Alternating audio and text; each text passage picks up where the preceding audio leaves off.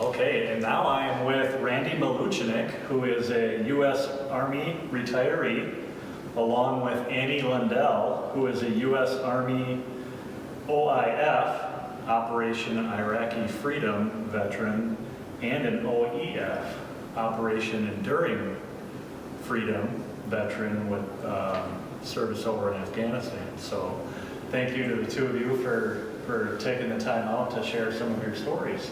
Thank you for having us. Thank you. So first off, can you each tell us about your service and when you came to Chaska? Well, I'd like to hear from Andy first. So I joined the Army right out of high school at 17. I was enlisted as psychological operations. I served for 10 years. I was stationed out of Fort Bragg, North Carolina. I did tours, like you said, in Iraq, Afghanistan, as well as Africa, and then went to the Gulf Coast after Hurricane Katrina, and also South America. Wow. I came to Chaska in 2016. My husband, who I met after I moved to Minnesota, got a job here. So we moved to Chaska 4 years ago, and we love it. Great. I joined the Wyoming Army National Guard while still in high school, and joined to be an Army cook, and I didn't have any casualties. My career as an Army cook, we didn't kill anybody, so either side. But that was about 10 or 12 years as an Army cook. I got to support, of course, some firing battery units in the Guard and Reserve, and then my real love was I was staff NCO / cook, mess sergeant at the NCO Academy, and we also did double duty at the Officer Canada School, which was kind of neat because I got to render the first salute for some young officers who I still keep in contact today. One being general, one of the first women generals at the time. So, and then I moved to North Dakota because of the job, and I did a stint in public affairs because I just got my degree in broadcasting, and there, in North Dakota, while serving with the North Dakota Army National Guard, I was selected to go on active duty, what they call AGR, Active Guard Reserve, Title 32, which is different than regular active duty, but it is active duty for as far as all the other things that go along with being a full-time job with the military, as a recruiter and a retainer. So that was my job, is to take care of the folks, make sure that they had the manpower to accomplish the mission.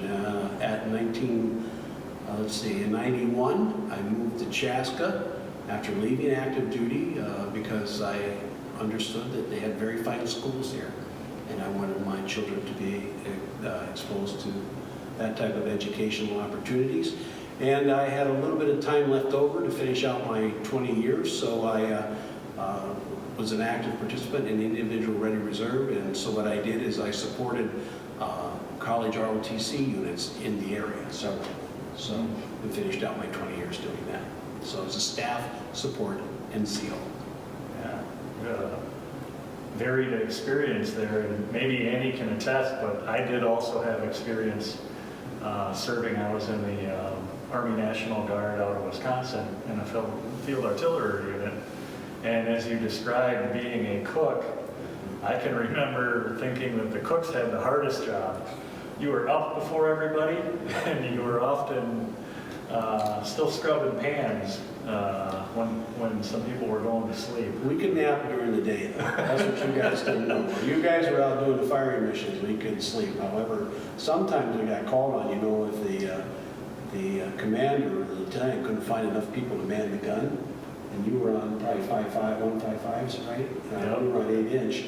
So I got to be an assistant gunner on some night missions, and I didn't know, they said, gotta lay the gun. It's, all right, so whatever that was, we did it. Yeah. And then we did a fire mission, and we did direct fire and all those things as an Army cook. That was pretty interesting. I couldn't hardly hurt anybody that way. So, cooking. But yeah, field artillery is a great life.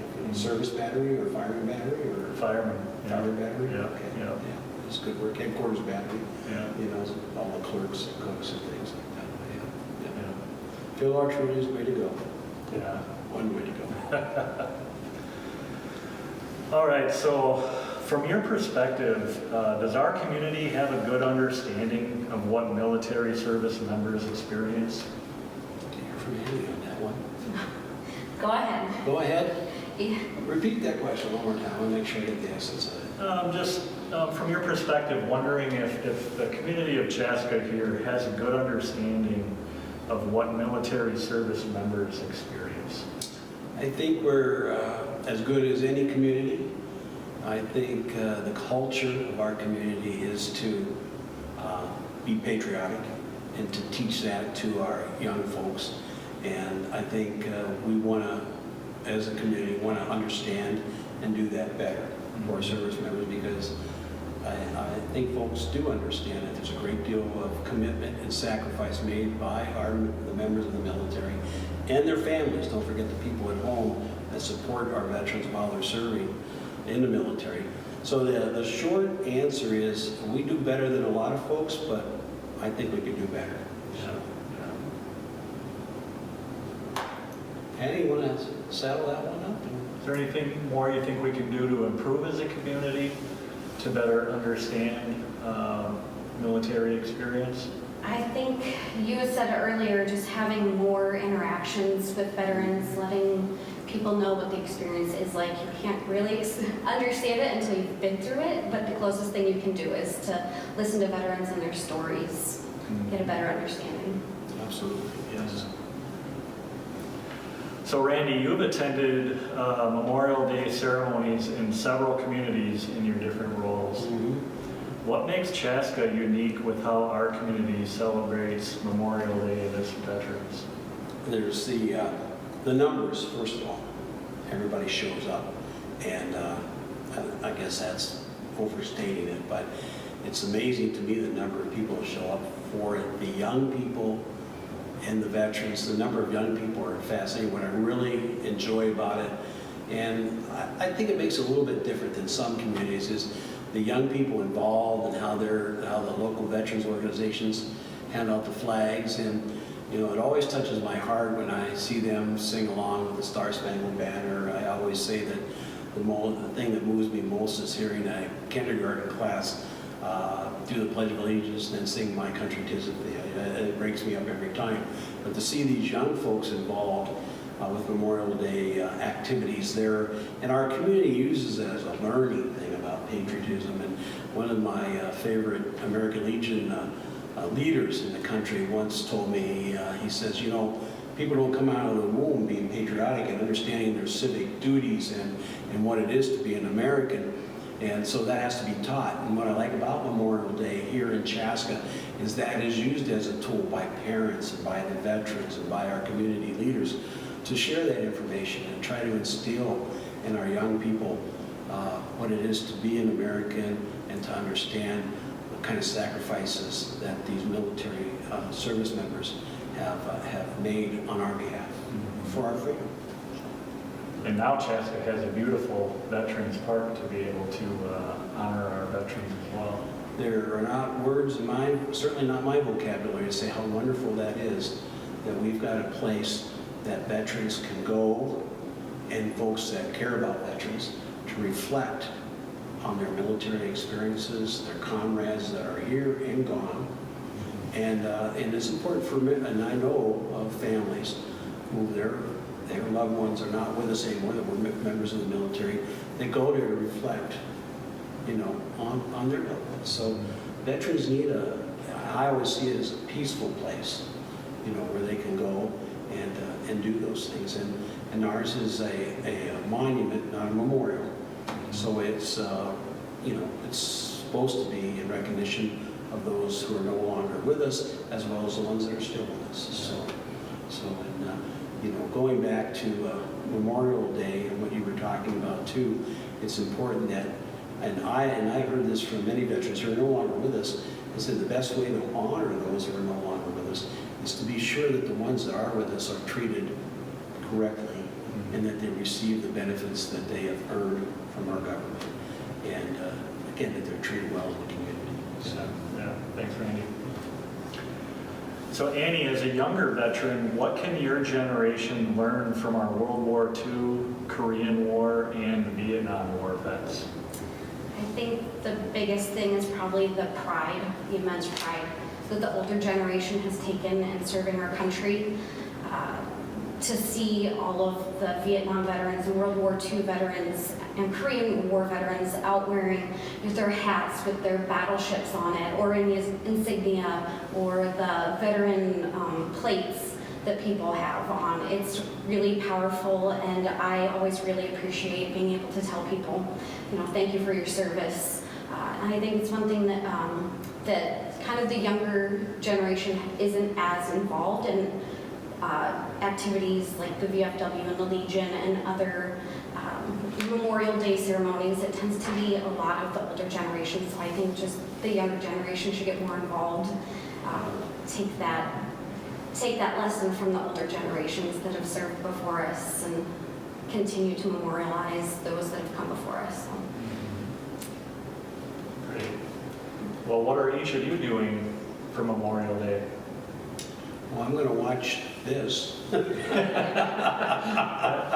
Sure, and watch the mayor and his statement and then what goes on, and certainly looking forward to Mike Peterson's speech, and then how it's conducted virtually. This is going to be a new experience for all of us, so I'll try to support this year's endeavor as much as I can. I'd like to sell poppies just before Memorial Day. I won't be able to do that this year, so I guess I'll have to reach way down deep into my wallet, let out the butterflies, and get a little cash. My wife and I already talked about that, to help out the ladies of the auxiliaries and their poppy programs, which that money goes to veterans by their bylaws. So those poppy sales are important, and it's tied in with Memorial Day. And of course, we all know the stories about Flanders Field and those types of things. But that's about all I can do, and I do what I always try to do, and particularly Memorial Day and Veterans Day reminds me is you got to thank a veteran. And there's something so unique when one veteran thanks another veteran. Yeah. It's just kind of a feeling that I don't think I'll ever be able to explain. I don't have the vocabulary to explain it, but thank a veteran is one of the best things you can do. And as Annie indicated, was listen to their story, engage them. There were some great veterans here in Chaska with some just marvelous stories about patriotism and making the sacrifices. And they're there, and they're a wealth of information. And I hope that young people, Annie said, would take advantage and afford them with that opportunity to listen to those stories. So, and we can get people like Mike and yourself, I would hope, to maybe document their stories, in the forums like this. That would be really great if we could do that.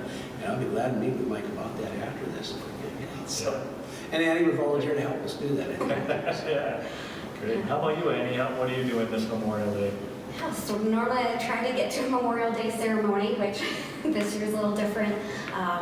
My husband and I are both veterans, so we generally end up watching a few war movies, reminiscing about both of our times in the service, friends that we've lost, and then I will end up reaching out to some of my friends who are the loved ones left behind from those people that have made the ultimate sacrifice, just checking in with them and reaching out, letting them know that I appreciate their sacrifice as well.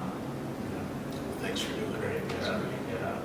Well, thank you both for taking the time to stop by and share your experiences, and thank you for your service to our country, and continuing your service. Yeah, thank you. Thank you for the support. Yeah, thank you.